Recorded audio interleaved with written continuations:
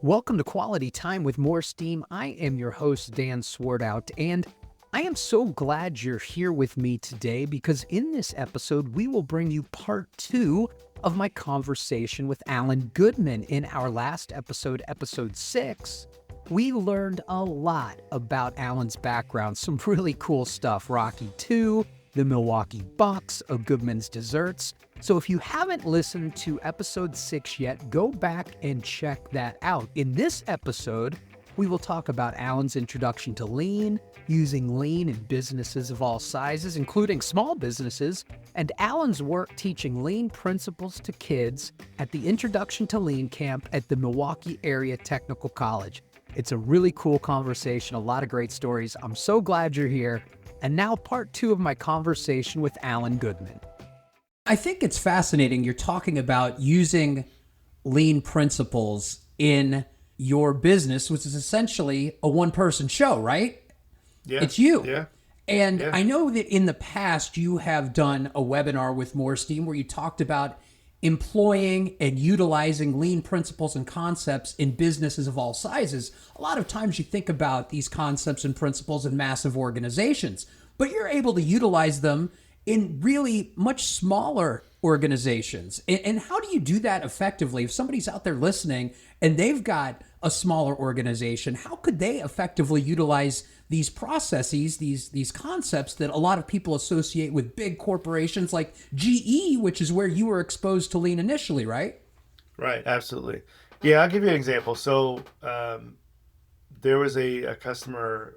She and her husband have it's a food business, so they do baked goods, but they also do like sandwiches and stuff. Mm-hmm. And so they were in a shared kitchen, and then they moved into their own brick and mortar. And so the one of the owners was in one of my classes, and so she asked me to come in and just kind of chat with her for an hour in her space, and just kind of talk about like how lean could help her business. And so I was like, yeah, absolutely. So I went. They were probably about maybe 3-4 months from opening, so they were still setting up the operation. You know, where's the counter going? You know, where's the oven going? You know, kind of all that stuff. And so I really just came in and I kind of fell back onto my corporate mindset sort of and said, okay, what are you worried about? Mm-hmm. And she said, well, I'm worried about opening day. There's probably 100 things that I'm worried about that could go wrong. I said, okay, that's fine. I said, well, I said, let's imagine the door is open, opening day. Where are the customers? Where do the customers go? And she's like, well, they come in the door. And I was like, okay, well, where are they? What are they coming for? And I was like, well, she's like, well, they're either coming to pick up something that they've ordered, they're coming to order something, and or they're coming to order something and eat in, because she had some like chairs, bar stools, Right. I said, okay. I said, one of the things we need to talk about today is flow. I said, let's say this goes really well. You have customers all the way around the corner. Where are the customers who have ordered ahead of time and are just picking up? Where do they go? And so she's like, it's a good question. I said, yeah. I said, so that's the flow we need to talk about today. I said, so I'm sure you have, a bunch of things to worry about on opening day, but flow is not one of the ones that we want you to worry about. So I said, so people who come in to pick up should be in one section. And so they come in, they pick up, and they leave, because there's really no interaction that needs to be had if they've ordered ahead of time, except thank you. They come, Right. pick up their order, it's sitting there, they go back out. People who are coming to order should be coming in a different side, where they come in and they're in a line over onto the left, perhaps, as opposed to the right where the pickup customers are.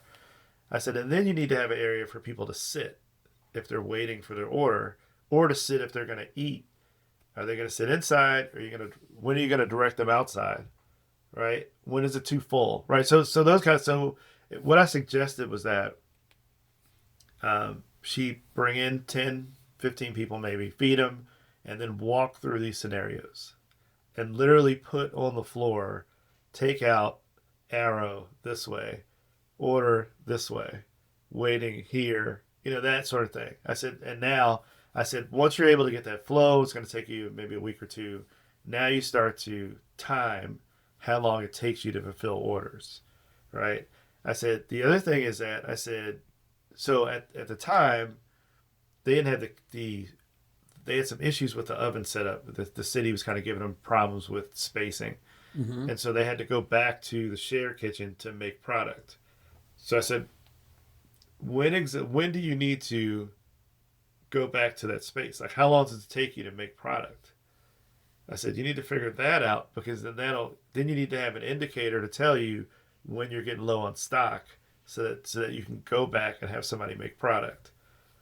I said, so now people aren't waiting around for the product. I said, so these were some of the things that we walked through to kind of help alleviate some of the stress that she had for opening day. So now you know how people are coming in, how the flow is working. Now you know, okay, we have this much product, and you'll be able to figure that out over the first few weeks, like how much product you need to have on what particular day. What's the busy time, right? So all these things that typically you don't think about, because particularly in small business, we think that it's supposed to be chaos the first 2 weeks. But it doesn't have to be. It doesn't have to be chaos the first 2 weeks. My theory is always, a long line is good in some cases for a new business, because it indicates interest, and it's good for people to see, like, oh, it's a long line. But it's only good as long as people are willing to stand in it. After a period of time, people are they're gonna realize that you just don't run an efficient business, and they're not gonna wait. It's like they're just not gonna wait in line. So like, that's good in the beginning, but we need to figure out how to make this flow faster. There's a reason why people go to Chick-fil-A. It's not even because they have the best food; it's because they have the best service. Oh man, you get in there in line and they take your order in advance, and it happens so quick, and you pay, and there's no waiting. You drive through and you see these long lines, but you're going to get through it like that. And and not only that, but you already know what's going to happen. You're going to pull the line's a little longer, they're going to come to your car, they're going to take your order, they're going to make sure they got you, they've communicated back to the building that you were there in line. You're going to pull through. If your order's early, they're going to give it to you so you can pull out a line. If it's not, they may ask you to pull up for a second. They're going to address you by name. They're going to say, "My pleasure." We all know what's going to happen at Chick-fil-A, right? Now, I have this argument with my classmates, or with my class all the time. It's that Popeyes has a superior chicken sandwich, in my opinion. Okay. However, the service is so inconsistent. Half the time, they don't even have chicken. Like, it's like, and it's just, it's like, matter of fact, I went there a couple of weeks ago with my daughter, and they were like, we don't have any chicken sandwiches. I'm like, you're a chicken place. Like, well, I don't understand. So yeah, the service is why we go to Chick-fil-A. Yeah, the food is good. I'm not saying it's not good, but it's also the experience is good. And that's what I try to help small businesses with, is by becoming more efficient, by taking out waste, by reducing waiting times, reducing, defects and all that kind of stuff, you're improving the experience and the likelihood of somebody to come back. And the only way as a business you can stay open is if you have people that come back and make repeat purchases. So you want to increase the likelihood of people making repeat purchases. And that's one of the things I focus on. Alan, I think one of the coolest things that you do, and there's a long list of cool things that you do, one of the coolest things that you do is work with kids and really teach some of these lean principles and concepts to kids, which is something that you don't hear of that often around the country, but it's something you do a lot of. Could you speak to that, of how you're doing that and how the kids are reacting to that? Yeah, so during the pandemic, and I will say right before the pandemic, I took a look at the curriculum, the college curriculum. And, you realize that students don't always like a full lecture all the time, right? And so, because I'm thinking of myself, and I'm like, if you don't grab me in the first 15, 20 minutes of a meeting, I'm already multitasking, right? So it's probably even faster than that. And so I was looking for, some online curriculum that had some, um, that really had some flexibility to it. And I actually came across MoreSteam. So I Uh-huh. connected with MoreSteam. Uh, and then the pandemic hit. So everybody looked at me like, "What did you know? Like to take your curriculum from face to face to online? All of a sudden, we're like, did you know something was coming? Like, no, I had no idea, right? But again, back to this perfect timing, right? Uh-huh. Um, so during this pandemic, we had virtual camps, free camps at the college for kids, and we had like cybersecurity and electronics and other stuff, some gaming, IT, whatever. And so I was like, maybe we should try a lean camp. Like we don't have one. Um, well, yeah, maybe, I'll just do that. So the cybersecurity camp was 5 days, 3 hours a day. And they said, hey, look, on the last day, you could do your lean stuff, is what Right. they called it, lean stuff. It's like, all right, sure. So 15 kids were there. So I actually used some of MoreSteam's games around like 5S and value added, not value added, things like that. All the competitive stuff, the spaghetti chart, where This everything was timed. this goes back to your geography teacher way back in the 80s. Yeah, yeah, right, exactly. So it kind of all ties together. And the kids loved it because they loved. I had a short discussion on waste, and then we would go into the game, and they loved it. They're very competitive. Uh-huh. They wanted to do the games more than once, and then they kind of understood like why. They understood 5S and why it's important, and they're like, oh, we could use that. I could use that in my room because my study habits aren't great, but if I clean my room up, give me more space and be uncluttered, like that kind of stuff. Mm-hmm. So like, okay, that's good. I'm like, all right, well, they seem to enjoy that. I'm like, all right, what if we do a whole week like the other camps? And so I think this is what really got me. The kids picked up the lean just in that 3 hours. They picked it up pretty well.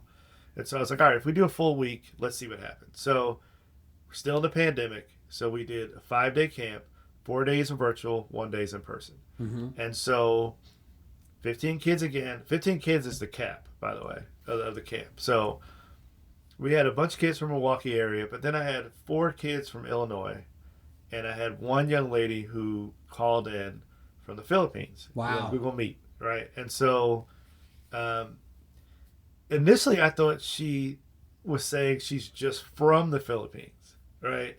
And then I asked her, I said, hey, you should have got this email to sign up for this MoreSteam arcade, that they customized for us. I was like, just ask your parents. I'm sure they got the email. And she said, well, they're asleep. And I was like, oh, well, your parents are sleeping late. She's like, no, it's 9 p.m. here. And I was like, oh, so you're actually in the In Philippines. the Like, I was Philippines. like, well, I was like, how did you even find the camp? Like, I was like, but so anyway, so we go through the 4 days, and the fifth day's in person. And so we had a smaller number of kids came. I think 4 kids came in person. Uh, one was from Milwaukee area. The other 3 were from Illinois. They actually drove over from Illinois to be at this camp. And then Alexina, who's our a young lady from the Philippines, she got on Google Meet and was like, "Hey, I know you're in person, but I still want to be involved." So we got her on Google Meet, and so we had a laptop. We set it up so she could be involved in what was going on in the camp. At the beginning of camp, we challenged the kids to implement um, lean in their house in some Okay. way. And so, one of the young ladies, she showed how she not only did she clean her room, but she but she came to an agreement with her parents as to the definition of a clean room. There's an Right, operational definition there of a clean room. operational definition. And so her parents would come in and say your room's not clean. So she would clean it, and then they would say it's still not clean. And so what she's able to do is to come to some definition of what clean is. So instead of I don't want to see any clothes on the floor, it's no, your clothes have to be folded. The Uh-huh. clean ones folded, put in the drawer. Your dirty clothes need to be in a hamper. There are no clothes under your bed or in the closet. Okay, so now this is very specific, right? Okay. So um, your bed needs to be made, meaning your sheets need to be pulled all the way up, your covers pulled all the way up with the pillow sitting, uh, you know, leaning back against the headboard. However specifics are, your shoes need to be lined up by your closet. So now this is a simpler conversation. Is your room clean? You've hit all the boxes that we said, that we defined. Okay, we're good. Now there's no back and forth. We both know what we want, what we need, right? So there was that. So I thought that was great. Alexina, this is after 12 hours of training, right? Of virtual training. Alexina recorded a video called her Book of Hacks, and I show this during my presentation. Right. I gotta figure out how to get the recording better audio. So I hope I get an engineer to work on this. But she goes through her Book of Hacks, where she has 5 improvements that she implemented in her home. And so one of them was how she stacked clothing. Instead of putting it as you would in a drawer, it's kind of sitting up so that you can see the different colors and know the colors you needed to grab and when you were out of certain colors, right? She knew that. She had another thing about a water pump on outside of her house. Normally she'd have to sit there and hold it and wait. She implemented some way where it would automatically be held on, and she could just put the bucket there and she could go do something else because she knew how long it took to fill it. She could come back and grab it, right? So that is so cool. Simple thing. Yeah. So it was simple things like that. But what that told me, I was like, wow, like kids really picked this up really fast.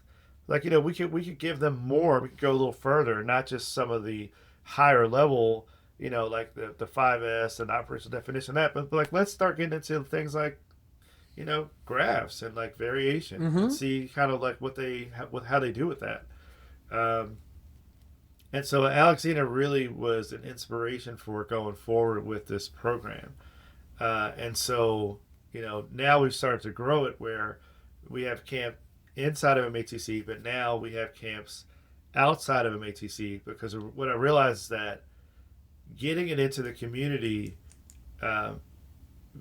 assuming that people would come from the community to MATC would also be an assumption that they were able to. Right. So do they have a ride? Are their parents working? Can they get on the bus? Maybe not, But if we go into the community and have the camps, now there's access, particularly the Black and Brown community. And so I partnered with a nonprofit called City on a Hill, and we started doing these camps in the community. So either after school or in a community center, and we started doing it there. And so we're getting different kids coming and having access to this learning. Again, MoreSteam is giving their product, their tools and curriculum for free, which I think is wonderful to support this. And so now we've seen it starting to grow. So this year we're having a camp at MATC again. We may have 2 because now more schools are interested. And also there's a possible linkage with the Boys and Girls Club, Milwaukee as well, to kind of, continue to expand this. The interesting thing about this whole thing, though, is that, in Lean, we have this thing like we don't want to reinvent the wheel, so to speak. So like you can always borrow from somebody who's doing something. And I thought that with the camp, that I would just borrow a format.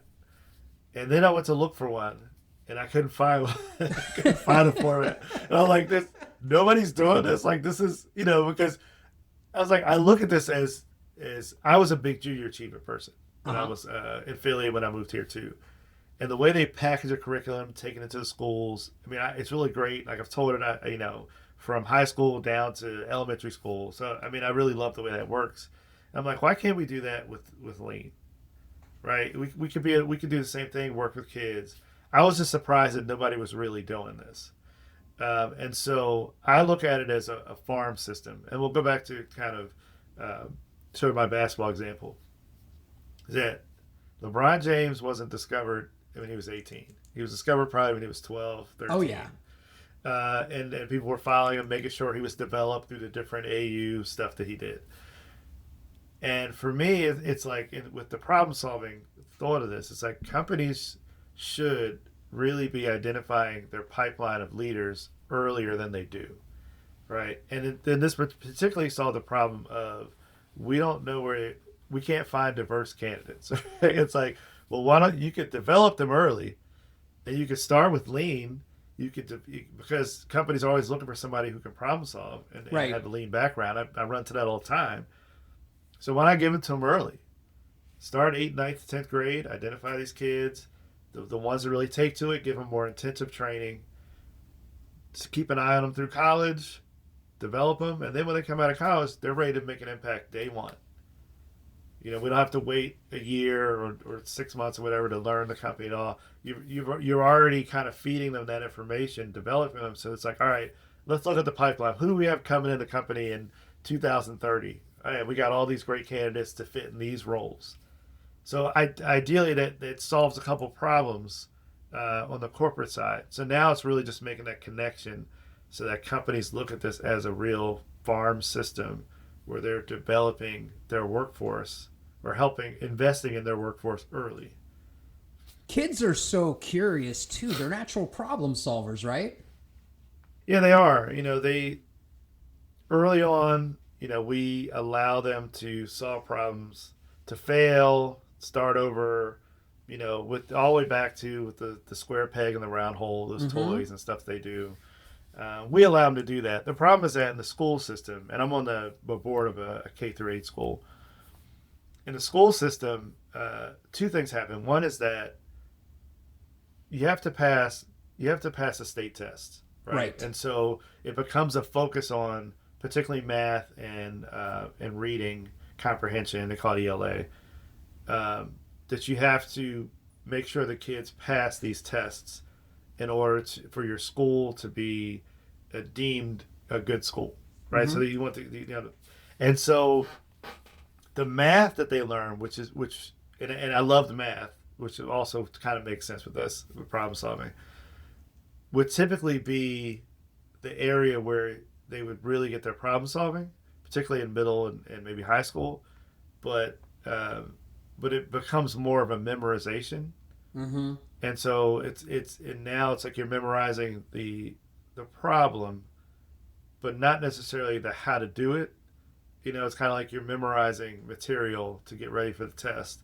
No wonder, and this is no slam on any of the math teachers, but just the time that you have is so limited that you almost have to teach that way. Right. For me, one of my favorite classes was calculus, where when I would learn it, I would learn the process of solving the problem so that I could do it for any problem.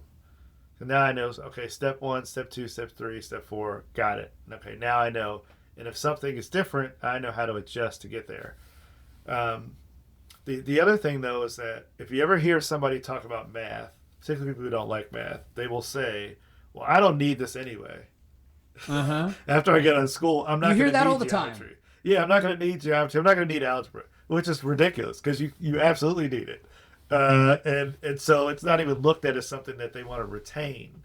It's something that you just need to do to get through school.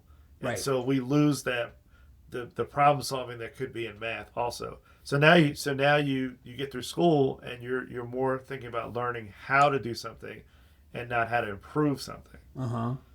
And so companies that I talk to now are like, we have plenty of people to do the work. We need people to be critical thinkers and to help us improve the operation. And we don't have those people. And so where do we find those people? And so my theory is that we develop them. And if you develop them, you won't have to look for them. You already know where they are.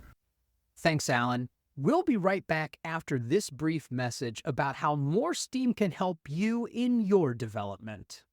MoreSteam is the leading global provider of online training, certifications, and technology for Lean Six Sigma.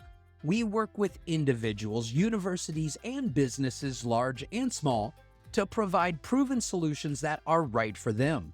From interactive training to process improvement software, we are here to help you work as efficiently and effectively as possible.